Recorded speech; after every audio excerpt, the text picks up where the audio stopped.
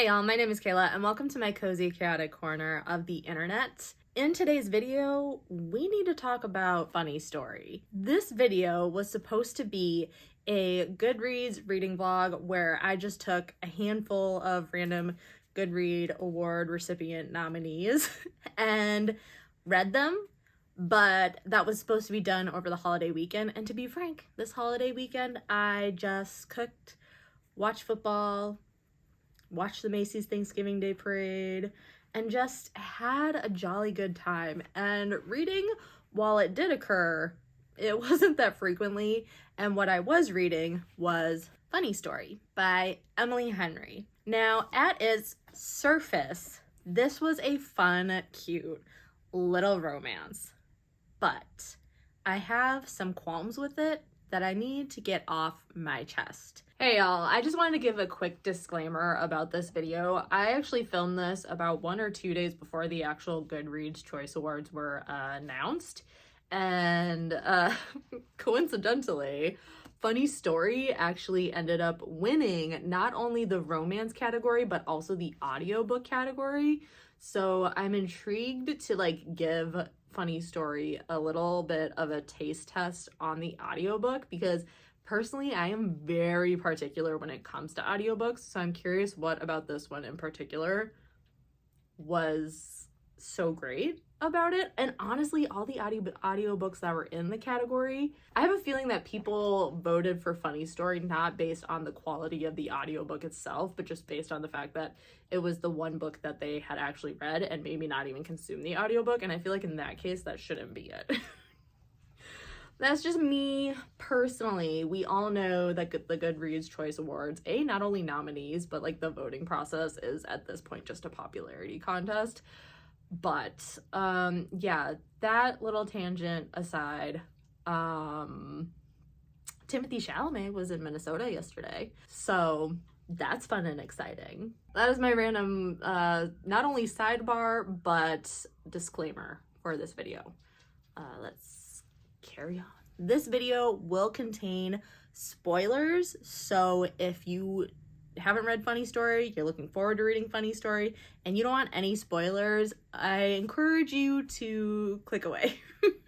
Now, I want to note that I felt feelings while reading Funny Story. When it first started, I was having a really good time. This was such a fun book, but the more I sat with the characters, the more I continued to read about the characters, the more flaws I was finding not only in the book, but the characters and the storyline. So let's talk about it, shall we? For anyone who does not know, Funny Story by Emily Henry is about a woman named Daphne who was happily engaged to her fiance, Peter. But one day after his bachelorette party, he shows up at their home and says, "Hey babe, so I'm in love with my best friend Petra, and we are actually going to, go off and make this a thing. So what you need to do is, this house, it's under my name, so you're gonna leave, and good luck. See you later." Well, obviously, like anyone who is happily engaged, Daphne was heartbroken and shattered. What she ends up doing is connecting with Petra's boyfriend at the time, because yes, both of these people were in long-term committed relationships that they decided to abandon. Petra was dating Miles, but obviously, if she's now with Peter, Miles is all by himself as well. Daphne hits up Miles, is like, "Hey homie, I just need a place to stay for a while I figure out what the heck I'm doing with my life." And that is the synopsis and breakdown of this story. One thing I want to note and make very clear about a key component that I actually did enjoy about this book was that Daphne and Peter had originally met in Richmond, North Carolina, and had moved to Waning Bay, Michigan, because Peter's family was living in Michigan at the time. Pretty much everything Peter related was in Michigan. So Daphne uprooted herself to live in Michigan with Peter. at the time. I believe they were still boyfriend-girlfriend, but obviously got engaged at some point. A key component to Daphne is that she grew up with her mom and dad, but her dad ultimately ended up being a little too flighty and leaving their life as a stable parent. And so Daphne and her mom ended up moving around the States, kind of just Daphne's mom would get an opportunity to set up a new bank. She worked as kind of like a project manager for setting up new banks. And so she moved around the country a lot. So Daphne's very much used to kind of uprooting her life constantly for other people. So to her, this was just a normal thing to uproot her life to live with Peter. However, as the book goes on, Daphne starts to realize that everything about Waning Bay, Michigan was Peter. All of her friends were from Peter. Every place they went was Peter oriented. The one thing that Daphne had was her job as a librarian, and she absolutely loved her job. We find out throughout the book that after obviously Peter just dumps her and she wants nothing to do with Michigan, that she is now looking for jobs elsewhere, specifically obviously in the library industry, because it's something she absolutely loves and adores. And kind of one of the reasons that Daphne loves and adores libraries so much is because she was able to find comfort and solace within the stacks. And her dad actually was the person who often took her to the library, and they have very different points of views on why Daphne loves libraries so much. Daphne tells us that she loves libraries so much because she would always find these hidden treasures, and she wanted to show her dad all of these hidden treasures that she found. And he always seems so kind of like flippant about it, of like, oh, good job, honey, but never really seemed that doting to the situation. Whereas Daphne's father, who we meet later on in the book, is very much like, oh yeah, she just loved reading books. And I mean, I used to always buy her books, but then because her mother wasn't as well off as I was at the time, like she didn't want me always buying her books, because that means that she would have to then continue on buying the books for a specific series. So we just ended up going to the library, because at the time my girlfriend was a librarian. This relationship with her father, while very important, I think, to who Daphne is as a character, I found like it course corrected us in a way, not even course corrected us, it blew us off course down a road that we just really didn't need to go down, in my personal opinion. Honestly, I think we could have gone the entire book without really having her father included. Like, obviously she can tell her stories, kind of like think back on that relationship with her father, but actually plopping him into the plot, I found just kind of cumbersome. It was very chaotic, and maybe that was the intent, was it was supposed to shuffle up the story a bit and make you feel that chaotic tenseness that Daphne has. But I think it almost did it to a point that was overkill, because we'll get to it. While Daphne is living in close proximity to Miles, again, Petra's ex-boyfriend, they start to build a friendship. And as that friendship starts to blossom, you know, Miles is growing on Daphne and vice versa. And the entire time I was reading this book, I had the exact same sentiment pop into my head over and over and over again. Oh my God, y'all, if this book has a third act breakup, that's like the one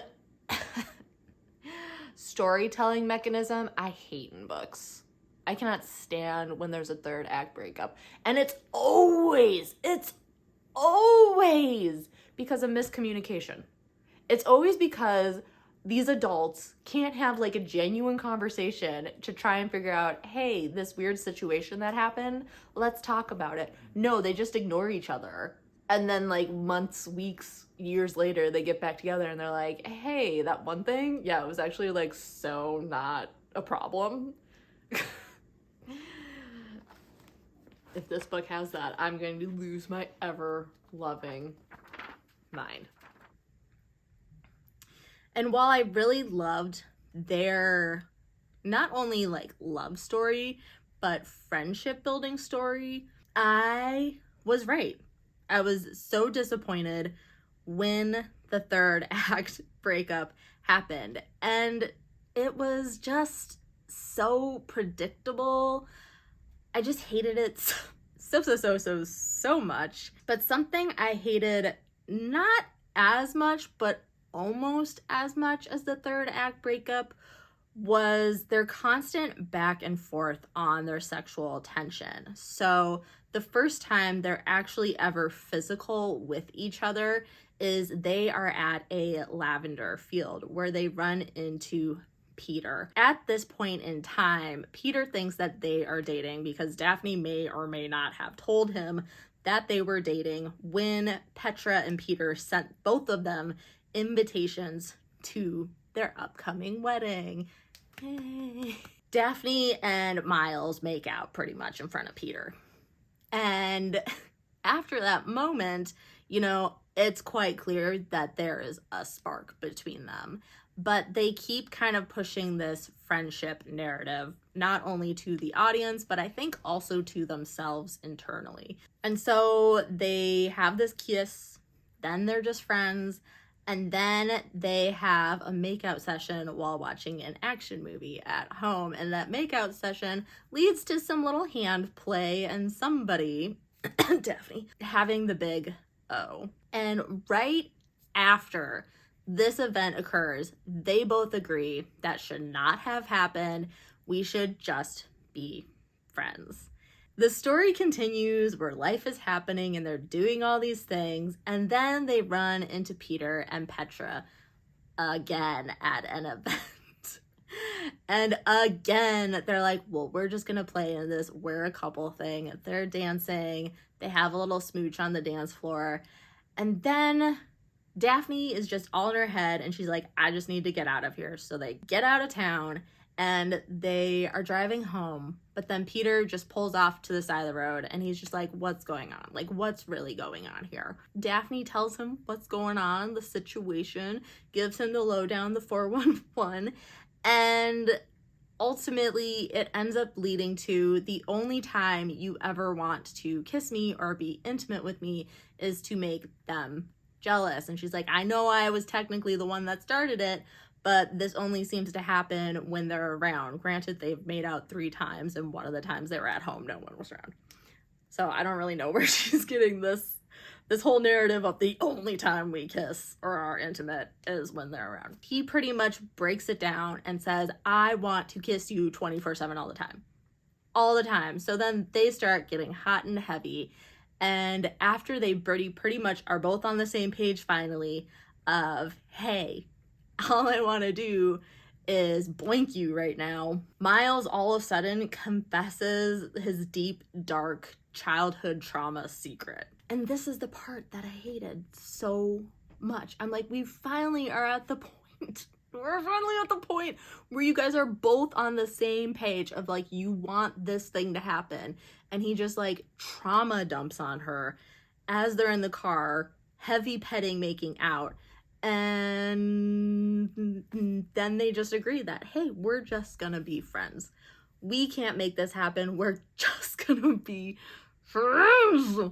So they pretend to do this whole friend thing, and a bunch of other life events happen. When Daphne's father swirls into town unexpected, he then swirls out of town unexpected without telling Daphne. He just writes a little note and is like, that's good enough. But over this time period, Daphne has expressed to Miles, like, I am so hurt by my father and his actions and him always doing this to me, that what we end up finding out is Miles actually went up to Daphne's dad and tried to convince him to come back and like properly say goodbye to Daphne. Daphne's dad was like, oh no, she's used to it. It's fine. It's whatever. So flippant about it. And Miles is trying to express to him is like, no, she actually is really hurt by you constantly doing this to her.